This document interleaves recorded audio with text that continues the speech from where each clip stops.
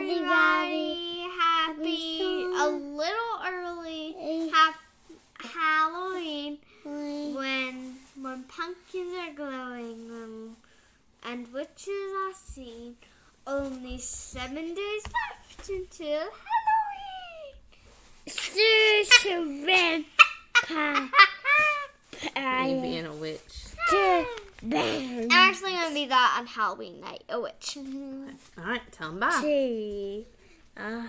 Halloween. Halloween. Alright, tell them bye. And me and Mickey Mouse vampire. You're going to be a Mickey Mouse vampire? Has the vampires? Nope. Has a vampire costume? Nope, we don't. Can we get it? We'll have to see. Alright, tell them bye. Bye. Mickey! Yeah, Mickey. Okay, get out of your mouth. Go on. Alright. Today, I want to talk about courage. I know the last couple of weeks we have talked about our attitudes and have looked at examples of different attitudes in the Bible. And today we are going to talk about courage. And every Christian, every person is called to have courage. And we see this in Isaiah 41:6. And it says, "They helped everyone, his neighbor, and everyone said to his brother, 'Be of good courage.'" We are to be of good courage towards one another. And there are several examples in the Bible of people needing to be of good courage. And so we're going to look at a few of them like we do every single week. And this week we're going to start with Paul. And we're going to look at Acts 20, verses 22 and 23. And it says, "And now, behold, I'm going to Jerusalem, constrained by the Spirit, not knowing what will happen to me there, except that the Holy Spirit testifies to me in every city that imprisonment and afflictions await me."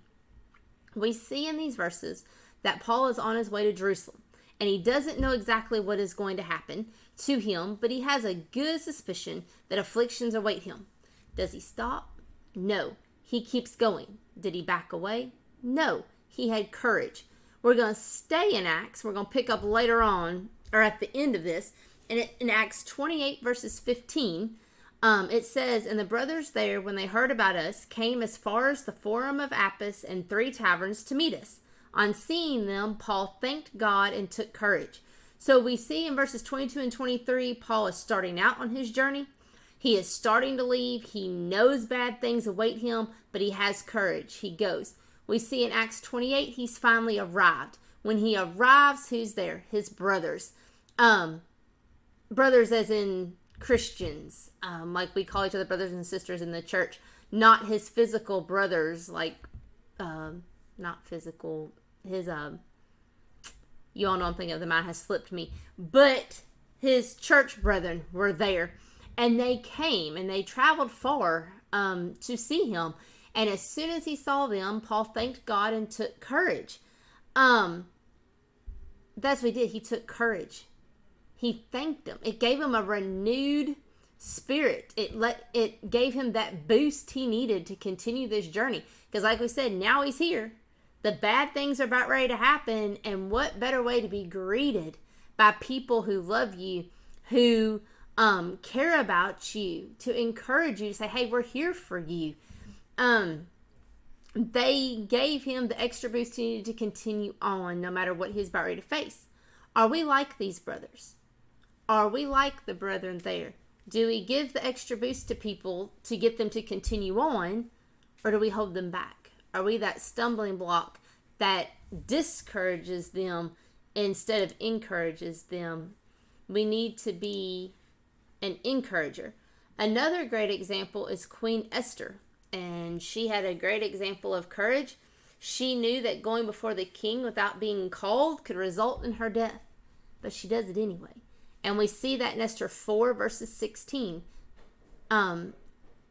It says, "Go, gather all the Jews to be found in Susa, and hold a fast on my behalf, and do not eat or drink for 3 days, night or day. I and my young women will also fast as you do. Then I will go to the king, though it is against the law, and if I perish, I perish." We see in these verses, Esther has made up her mind. She's going to do this. She's going to go to the king. If I die, I die. Do we have that courage of Esther? She had the courage to risk her life to save her people. How many of us have that courage today to stand up for Christ and save people from going to hell? That's a pretty strong point. And think about that for a minute. We see people lost. We see people in sin. We see people, I'm just going to be blunt, that in the state they're in, they're not going to make it to heaven. Do we just stand by watching them day in and day out? Coworkers, neighbors. I don't know, the list goes on. People that are around you, whether it be in your social group, sports teams, whatever. You know they are not living the Christian life. They're going to hell. Do you have the courage to talk to them? And again, it's hard. That takes a lot. You've got to create that relationship. We talked about that in past devotionals. You've got to create a friendship. You've got to create a relationship. You can't just go up to them and say, hey, you're not going to make it to heaven. Let me tell you why. I don't know. Maybe you can. I can't do that. But my point is, do we even have the courage? Or are we that shy, stand back? Well, it's not my problem. You know, someone else knows it. Someone else will take care of it. Someone else will get them to heaven. That's what Esther had to do. It was her responsibility to get her people to heaven. Well, not her responsibility. She took it upon herself to get her, to save her people. And she said, just like Paul knew that there was going to be afflictions. He knew there was going to be trials. He knew there was going to be hard times. He knew people were going to hate him. But he continued on doing what he was doing. Esther knew that she could die. That the result of this is she could die. But she did it anyway. She had courage. We see from Paul and Esther, it is not easy. And it's going to come with trials. But they did it. Paul, by the end of his life, saved a lot of people. And Esther saved her people, the Jews. Yes, they had God's help, and so do we. But are we willing to be a Paul or an Esther? Courage takes us willing to stand up for what is right. But it also takes us willing to say no. There are people who have a problem with the word no, but sometimes we have to use it. It is very hard to say no when everyone is saying yes. And when I was doing this, I immediately thought about our Wednesday night teen class that I'm currently teaching. I go back to my teen days, and I relate more to that. As an adult, I have no problem saying no to some of the things that were harder for me to say no to when I was a teenager. Now, as an adult, there are other things that it's harder for me to say no to. So this doesn't just apply to teenagers, it applies to everybody. But when you're a teenager or an adult, you don't want to be the one to say no because you don't want to be the one to be made fun of. But as Christians, we're called to do it. We are called to say no. We're called to stand out. We're called to stay away from some things. We must say no to the evil and do the right, even if it brings ridicule, rejection, and pain to ourselves. This takes courage. It takes courage. And like I said, it's not just the teens that face this day in, day out at school, on the sports teams, on whatever, the neighborhood cliques that are going on or whatever they have. Adults face this every day as well. In the workplace, in their families, everywhere they turn, people have to make the decision to say no when it comes to certain things. And we're going to look at a couple of examples one example, and we're going to talk about Joseph again, because he had to use the big word. He had to use no. And we see it in Genesis chapter 39 when we see Potiphar's wife. And the verse I want to look at is Genesis 39, 9 through 10. And it says, "He is not greater in this house than I am, nor has he kept back anything from me except you, because you are his wife. How then can I do this great wickedness and sin against God?" And as she spoke to Joseph day after day, he would not listen to her, to lie beside her, or to be with her. We see here that Potiphar's wife wanted Joseph to have relations with her, and Joseph said no. He stood out, he didn't go with the crowd, and he said no. But Potiphar's wife didn't take this too well. But Joseph had courage and did what was right.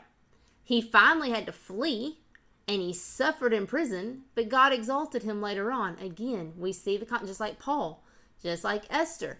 Paul had afflictions. Paul had bad things happen to him, but he still did it. He still told people about Christ. He still did what he do. Joseph he suffered in prison. because he told Potiphar's wife no, but he did the right thing. It was wrong for him to sleep with someone else's wife, and he didn't do it. And what happened? At the end, God exalted him. God will do the same for us if we have the courage to stand up for him and do what is right. And yes, sometimes that means saying no. We see that Joseph still suffered even though he did what was right. God doesn't tell us that we won't suffer. He doesn't tell us that it's going to be easy. He doesn't tell us that everything is going to be a bed of roses. But he does tell us he is there for us. And in the end, he is going to reward us for being the courageous Christian he calls us to be. God has given us our life for a purpose. We see this in Matthew 5:16. In the same way, let your light shine before others, so that they may see your good works and give glory to God, to give glory to your Father who is in heaven. Yes, it takes courage to live, but it is worth all the effort. Real happiness, both here and hereafter, comes from lives dedicated to the one who gave his life and give us life. So I want us this week to work on our courage, to work on our purpose, our life, what our purpose for our life is, letting our light shine. I want us to be more like Paul and Esther and stand up for what is right. I want us to learn to say no and know that it's okay to say no, just like Joseph did. I want us all to be more courageous Christians this week and work on our courage. And again, be the example. The other thing I was reading says sometimes you've got to stand out in the crowd, stand alone, and that's very hard, very hard. We've talked about this on Wednesday nights when you don't do this one thing, but yet you're with 15 other students in a club, in a activity, in a sports team, whatever, and you're the only one that doesn't do this certain thing. It's very hard not to lie and just say, oh yeah, I do that too. So you're not made fun of, so that you're in the in crowd, so that you don't get ridiculed. It's very hard. But as teenagers, as adults, as Christians, we are told to say no to certain things. And we are told to have courage and find out what our purpose for our life is. And our purpose is to follow Christ so we can get to heaven. So this week, I want everybody to work on being a courageous Christian. Thanks again for listening. I hope you all have a great week, and I will see you all here next week.